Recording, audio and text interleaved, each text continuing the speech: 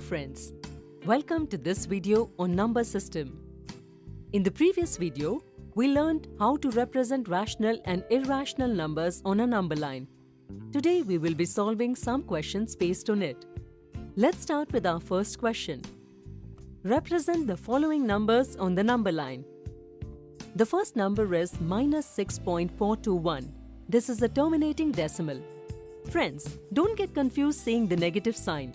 This number will lie between minus 6 and minus 7 on the number line. We will represent this number using the process of successive magnification like this.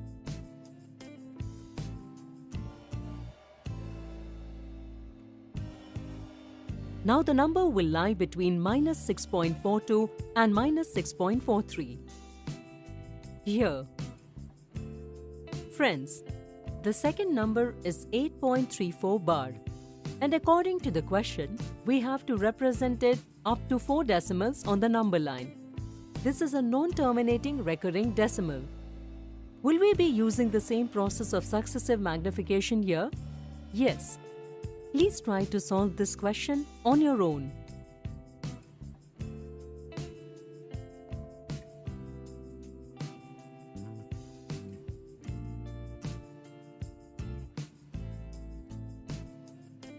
This number will lie between 8.3434 and 8.3435 on the number line. Now let's take another question. Can you represent root 3 and root 5 on the number line? In our previous video, we learned how to represent root 2 on a number line. Following the same method, let's see how to represent root 3 and root 5 on the number line. Here, point E represents root 2. We will now construct a perpendicular on line AC. Now measure the distance of 1 unit using a compass and draw an arc from point C on the perpendicular which cuts it at point F. Now draw a line joining center point A and point F. Friends, if you look carefully, here we are getting a right angle triangle ACF. Your length of AC is root 2 and that of CF is 1. Using Pythagoras theorem, we can find the length of AF, which will be root 3. Now measure the length AF using a compass and taking center as point A. Draw an arc on the number line which cuts it at point G, and this point G represents root 3. Friends, we can represent root 4 using the same process.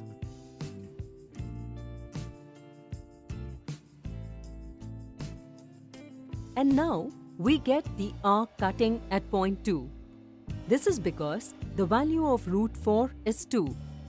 Now to represent root 5 on the number line, we will draw a perpendicular on the line AH and measure a distance of 1 unit using a compass and draw an arc on the perpendicular which cuts at point J. Now, draw a line joining point A and J.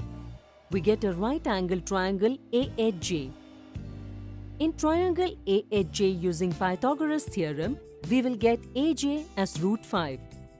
Measure the length AJ using a compass and keeping A as center, draw an arc on the number line which cuts it at point K. Point K represents root 5 on the number line.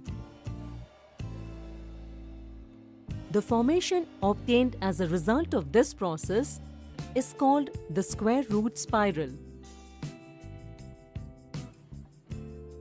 Friends, till now we represented numbers which were in the form of root n, where n is a positive integer.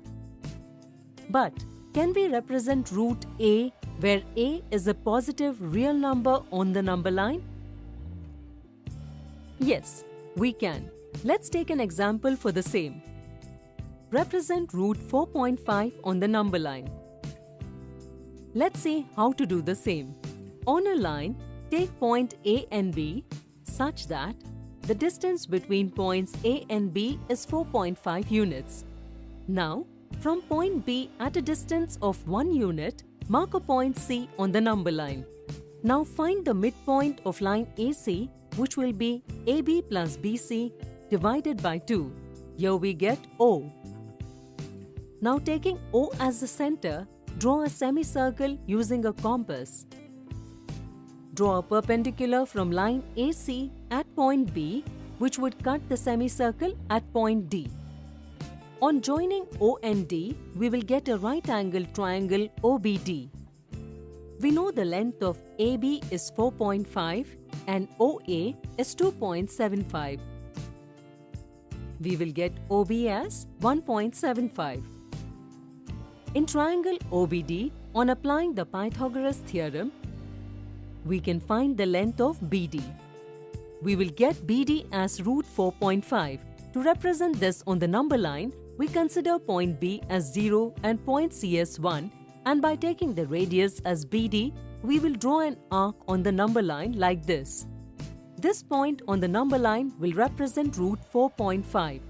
In this way, we can represent any positive real number on the number line. That is it for today. In this video, we solved a few problems related to the representation of rational and irrational numbers on the number line. We will meet you in our next video with some facts related to this. Thank you.